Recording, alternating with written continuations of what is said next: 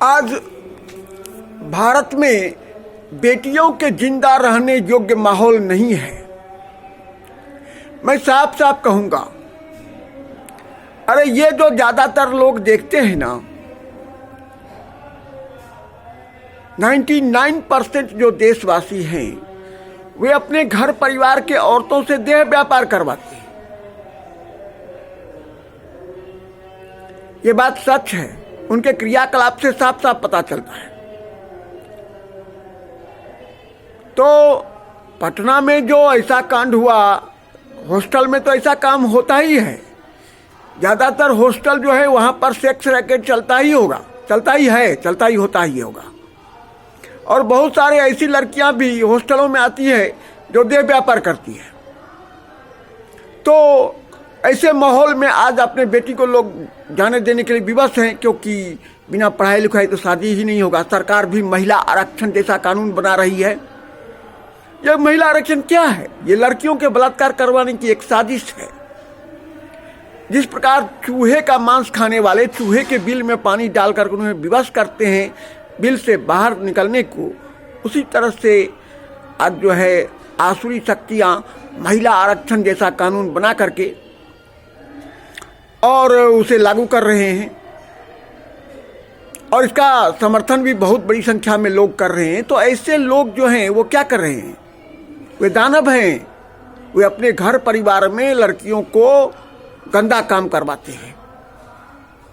ऐसे लोग, उनके यहाँ अगर कोई सीधी साधी लड़की, मानव की बेटी शादी होकर के आती होगी तो उसका वे बलात्कार भी करवाते होंगे। ज़्यादातर घरों में आज लड़कियों का बलात्कार हो रहा है, देह व्यापार कराया जा रहा है। तो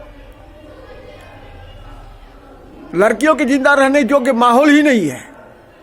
और हॉस्टल पोस्टल में आजकल लड़की को भेजा जा रहा है, तो वहाँ तो ये सब काम होता ही है। लड़की को मत पढ़ाओ भाई, काहे पढ़ाते हो? लड़की का काम तो खाना बनाना है ना। अरे सरकार तुमको मदद नहीं करेगा, पुलिस प्रशासन तुम्हारे लिए नहीं है, लड़की को बचाने के लिए नहीं है। वो लड़की के बलात्कार करवाने के लिए समाज में लड़की को बचाने वाला कोई नहीं है।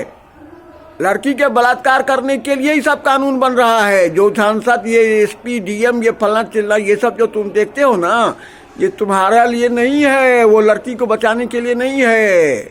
समाज में जो लोग हैं, ये जिसे तुम लोग कहते हो, वो लोग नहीं है, वो दानव है। यदि किसी लड़की का बलात्कार होता है तो लड़की को ही लोग दोष देने लगते हैं। बलात्कारी जो दरिंदा होता है उसको दोष नहीं देते हैं। कहते हैं कि लड़की के बलात्कार में लड़की का ही दोष होता है। तो 4 साल का बच्ची और 70 साल का बुढ़िया क्या करती है? वो कैसे सेक्स एट्रैक्टिव करती है कि जो उसका बलात्कार होता है? ये सब समाज में माहौल ही अभी ऐसे। ज्यादातर लोग दानव हैं और इनको माँ बहन के इज्जत का ख्याल नहीं है। ये लोग अपना घर परिवार में औरतों को गलत बात सिखाते हैं। अरे कैसा आदमी है? बोलिए कि बाप कहीं बेटी को गंदा बात सिखाएगा? बात कहीं बेटी को ये अंग प्रदर्शन करने वाला ड्रेस खरीद करके देगा? वो नहीं देगा। ये बाप नहीं है, ये तो बेस्या का दलाल है।